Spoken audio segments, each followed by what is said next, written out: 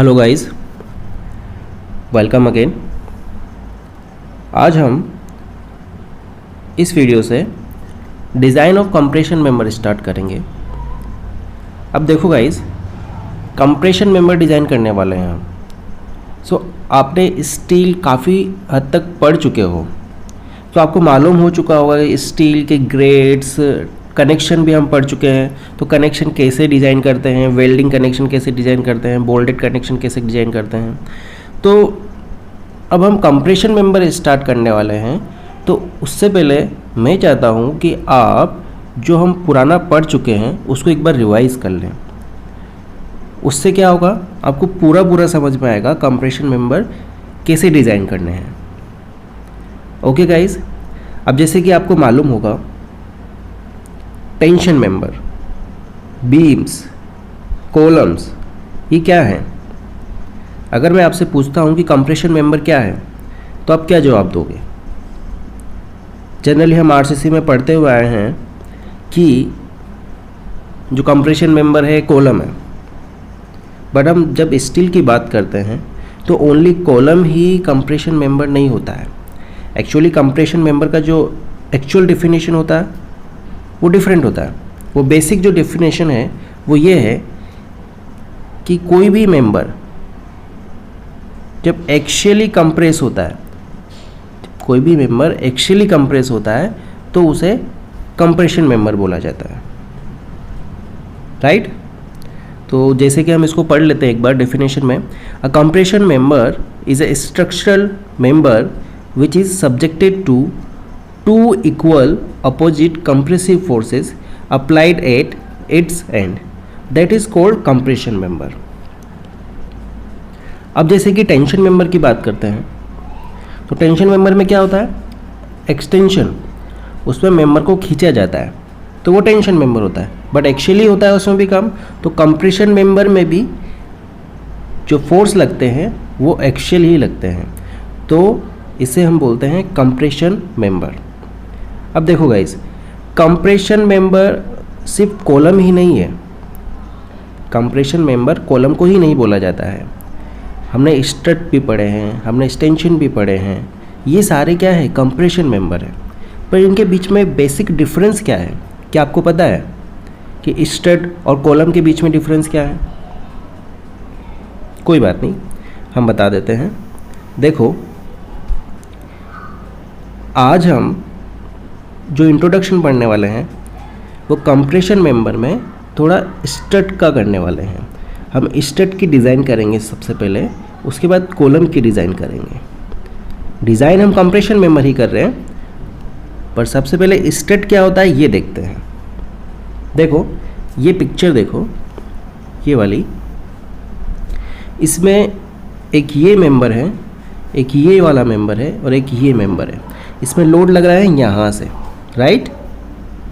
सो beam हम जानते हैं कि फ्लेक्चर मेंबर होता है, मतलब बेंडिंग आता है उसमें, राइट। फ्लेक्चर मेंबर होता है, उसमें बेंडिंग आता है, राइट।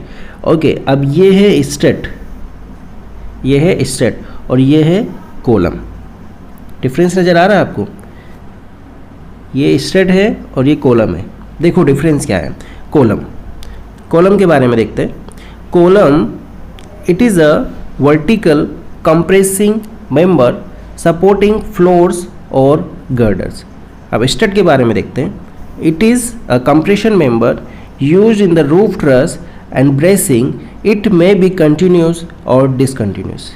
तो बेसिकली जो कॉलम्स होते हैं वो वर्टिकल मेंबर्स होते हैं, जो वर्टिकल मेंबर्स होते हैं वो सपोर्टेड होते हैं ऑन द फ्लोर्स पर और somewhere else on the ground और गर्डर्स एक्सेट्रा।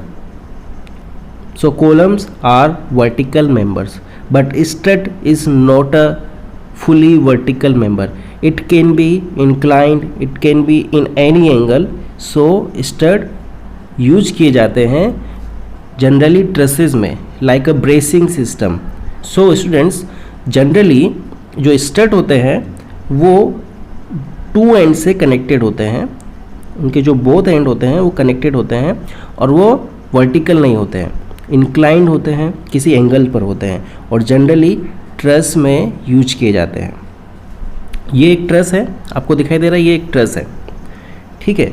तो हमने बोला कि जो ट्रस होते हैं उनमें 2 पॉइंट पर कनेक्टेड होते हैं, वो स्ट्रट बोले जाते हैं, ठीक है। और कॉलम जो होता है वर्टिकल मेंबर होता है, उसके ऊपर बीम सपोर्टेड होती है, उसके ऊपर स्लैब सपोर्ट होती है या फिर कुछ भी सपोर्ट होता है, और जो कहाँ पर होता है, इरेक्टेड होता है ग्राउंड पर और समथिंग फ्लोर पर, राइट। सो कॉलम और स्ट्रट में डिफरेंस समझ में आया आपको? ओके। अब देखो, हमने बोला कि जो स्ट्रट होता है इट मे बी कंटिन्यूस और डिसकंटिन्यूस। तो कंटिन्यूस और डिसकंटिन्यूस में इतना सा डिफरेंस है कि जो स्ट्रट है अगर उसके बोथ एंड पर कनेक्ट होके ही ख़त्म हो रहा है, ओनली ए सिंगल मेंबर की तरह ख़त्म हो रहा है, तो उसको हम बोलते हैं डिसकंटिन्यूस स्ट्रट। लेकिन अगर जो स्ट्रट है कंटिन्यूस दूसरे एंड्स पर जाके कनेक्ट हो रहा है, जैसे कि इसको देखो, ये यहाँ पर, फिर यहाँ से कनेक्ट हो गए, फिर वापस दूसरा ये कनेक्ट हो गए, तो ये है कंटिन्यूस स्ट्रट। तो इसे बोलते हैं हम continuous strut. So struts are compression member, columns are compression member. So हम डिजाइन करेंगे सबसे पहले स्ट्रट। तो स्ट्रट के बारे में देखते हैं। Continuous strut member, it is a compression member which is continuous over a number of joints. Example, top chord members in the roof truss. So this is called top chord, ठीक है। सो ये continuous strut member है। और जैसा कि मैंने अभी बताया आपको, discontinuous strut member, it is a compression member which x tends between 2 adjacent joints only, only 2 joints के बीच में ही होता है। Example, vertical and inclined members of roof truss. ये सारे क्या है, डिसकंटिन्यूस स्ट्रट मेंबर है। अब देखो, कंप्रेशन मेंबर डिज़ाइन करने के लिए हमें क्या पता होना चाहिए? सबसे पहले अगर कंप्रेशन मेंबर हम बोलते हैं तो अब आपके माइंड में आया होगा कि कंप्रेशन मेंबर कोई भी एक स्ट्रक्चर मेंबर है जिस पर एक्सियली लोड लगता है, इन साइड में दैट इज अपोजिट फोर्सेस लगते हैं, और जो उसको कंप्रेस करते हैं, कंप्रेसिव फोर्सेस लगते हैं, ठीक है। सो ये है कंप्रेशन मेंबर। अब आपने नाम सुना होगा बकलिंग का, बकलिंग। तो देखो, कोई भी मेंबर, कोई भी स्ट्रक्चर जब अपन डिज़ाइन करते हैं तो हमारे माइंड में सबसे पहले यही चीज़ होती है कि ये फेल कैसे होती है, ये कैसे फेल हो सकती है। तो हम वो फेल ना हो उसको माइंड में रखकर हम उसको डिज़ाइन करते हैं। तो जो कंप्रेशन मेंबर है उनमें जो मेन फेलियर होता है वो होता है बकलिंग, ठीक है, वो होता है बकलिंग। अब जैसे कि लेट्स से मैं कॉलम की बात कर रहा हूँ आपसे, ठीक है, ये कॉलम है और इसकी मैं आपसे बात कर रहा हूँ। लेट्स से ये हिंज्ड है दोनों साइड से,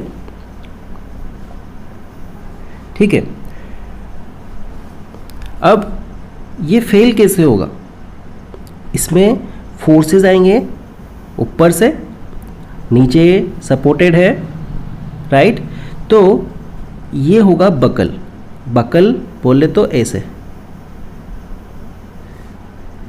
इसे बोलते हैं बकलिंग। तो ये ऐसे जब मुड़ जाएगा तो इसको बोलते हैं बकलिंग, और ये हो जाएगा फेल, राइट।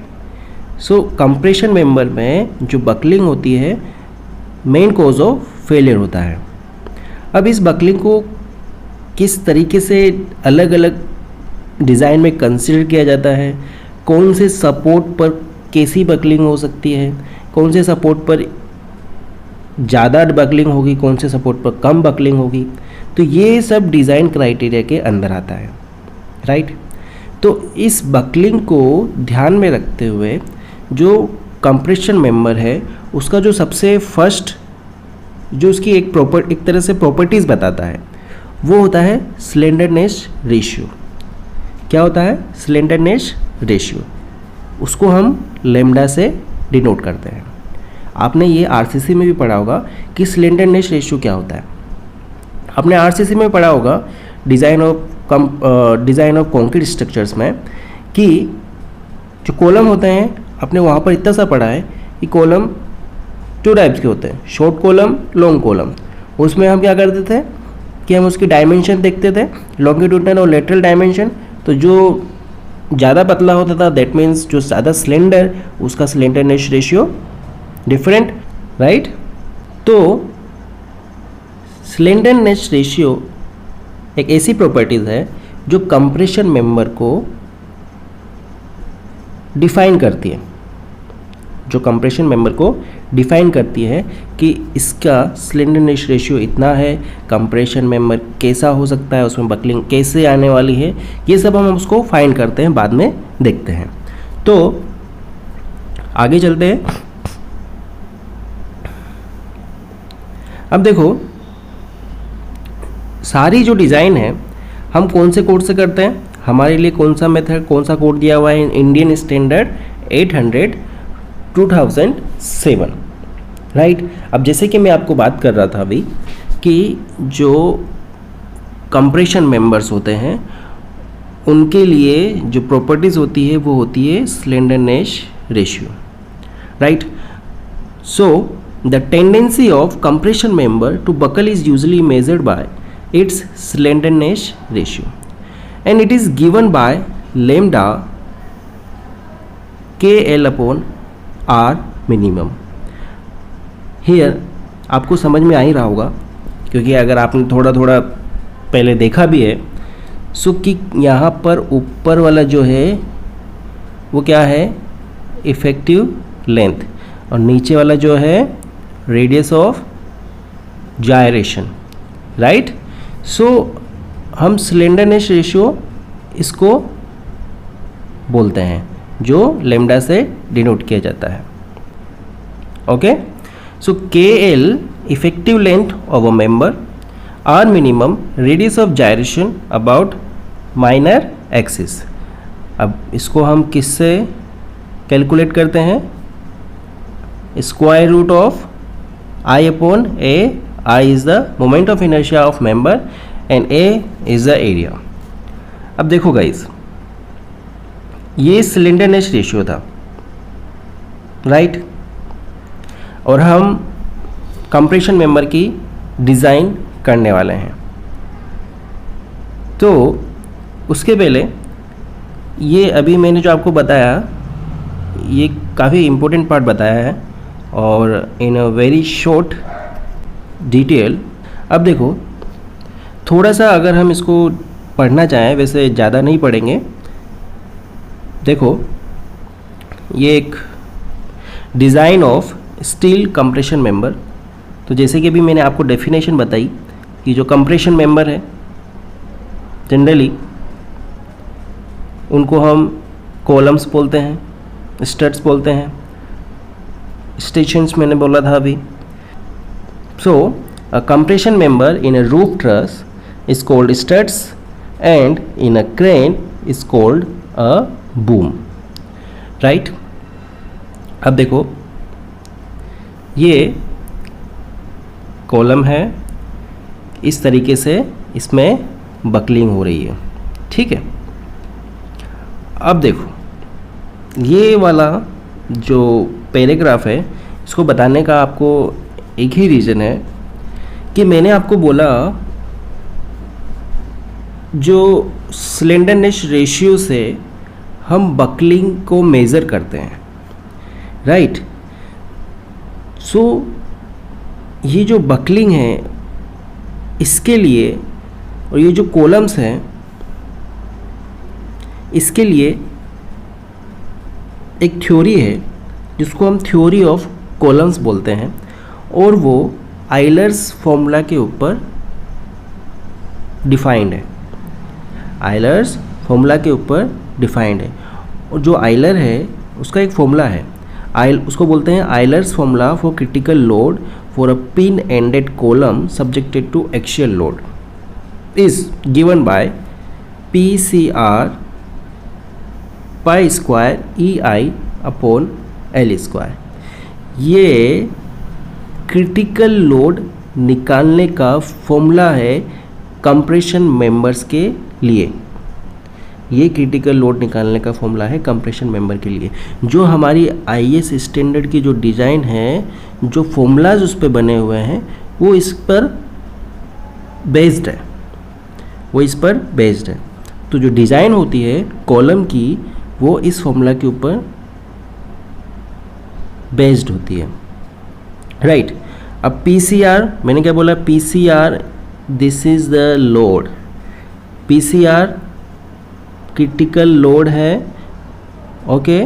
और pi we already know that, E is the elasticity modulus, I is the moment of inertia and L is here effective length, that is L is equals to K L।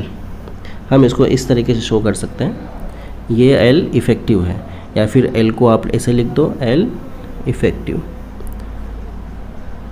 तो L effective यहाँ पर होता है।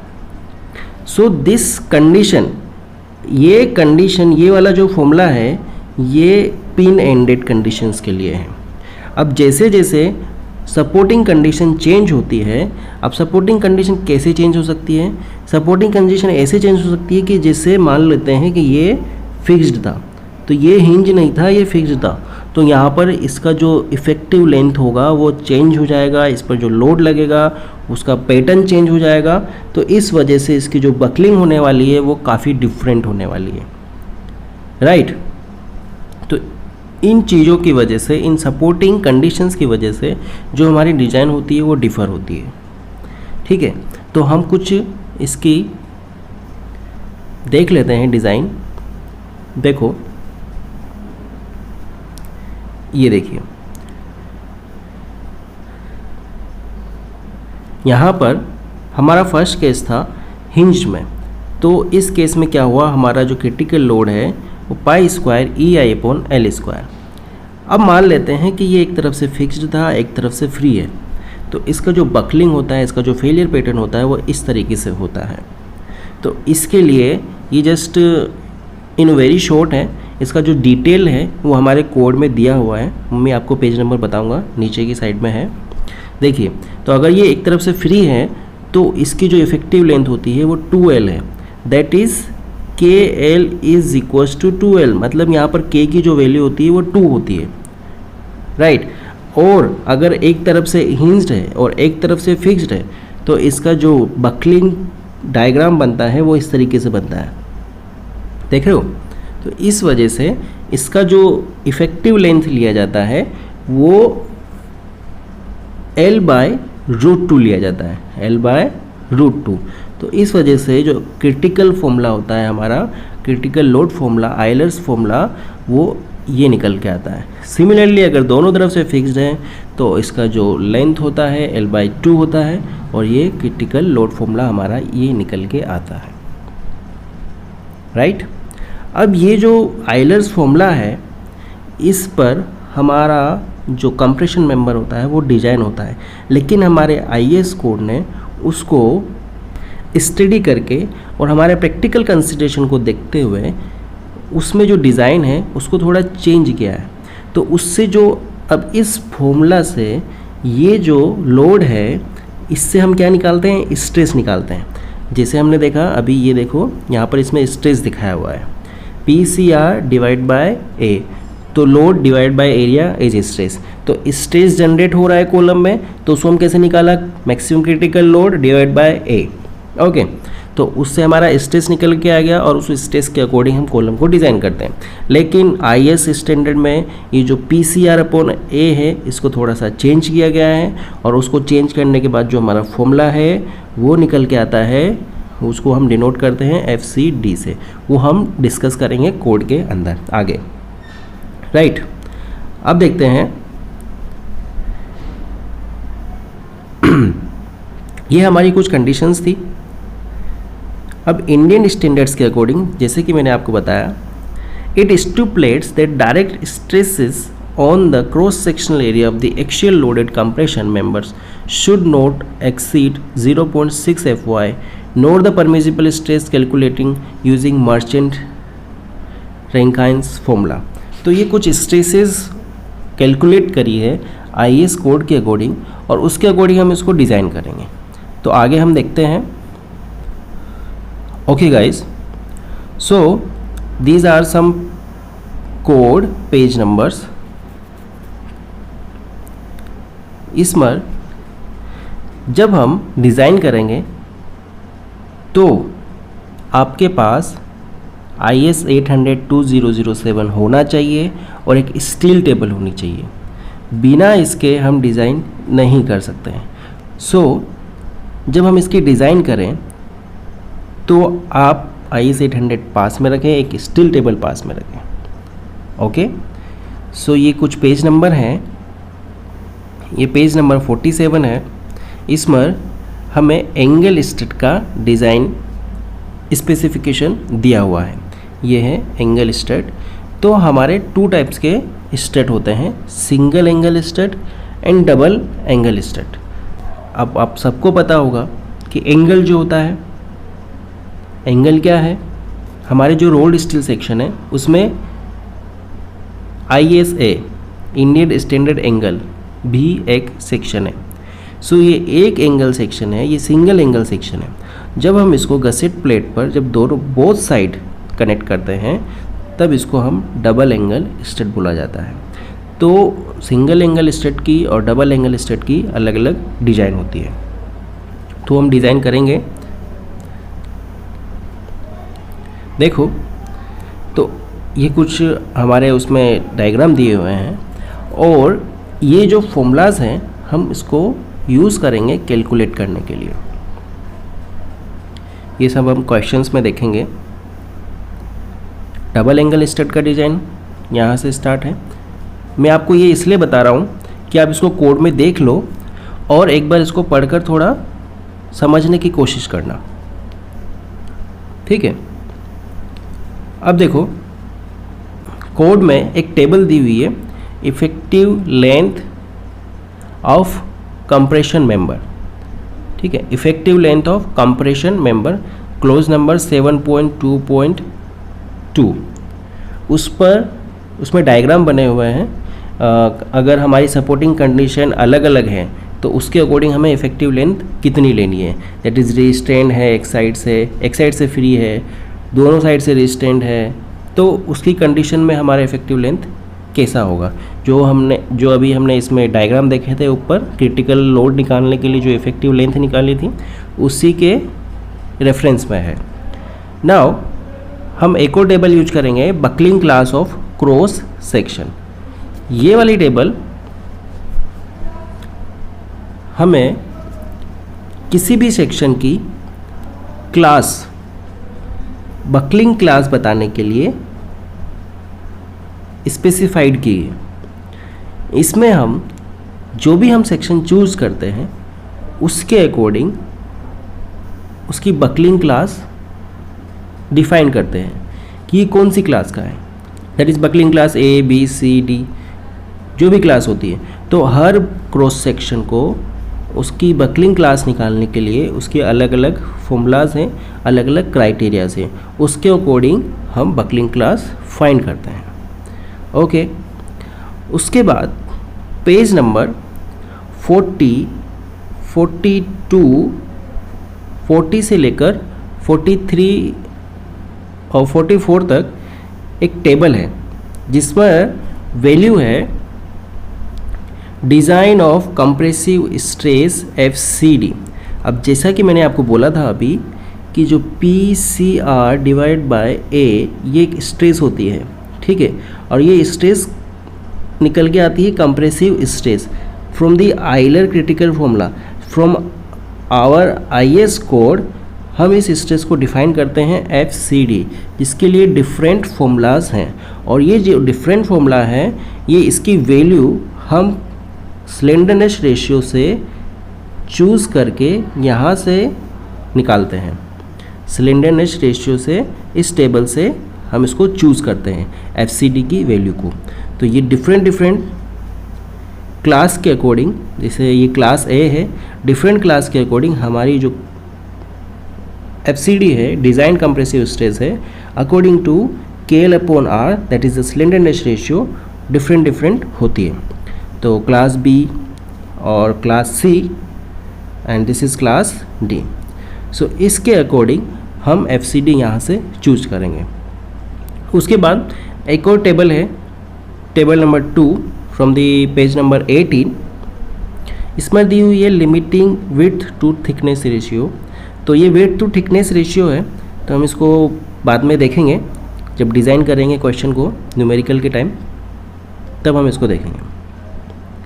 Okay guys, सो ये compression member का something introduction था और एक आइडिया हमें लेना है कि किस तरीके से हम इसको डिज़ाइन करेंगे।